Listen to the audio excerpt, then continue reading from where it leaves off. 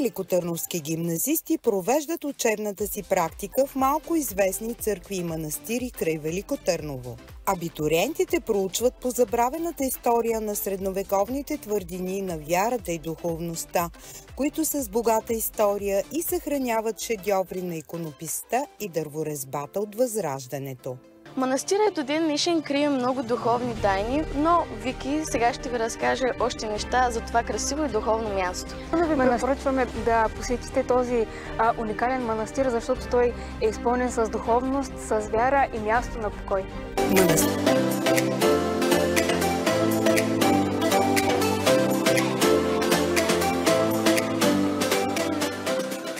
е един от най-интересните в района. Неговият празник е на 20 юли и вие можете да го посетите.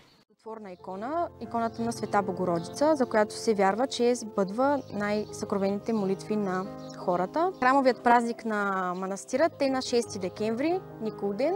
Всички, които желаят, могат да дойдат да го посетят и сами да се уверят за красотата му. В миналото датира неговото създаване, поне според сведения, от края на 14-15 век и е било известно с името Ковълнък. В Арман точно е написано възстановяване на църквата в село Кадиевчевлик. Близостта им до старата българска столица дава възможност да се съчетават с туристически маршрути и да обогатяват посетителите на региона в сърцето на България.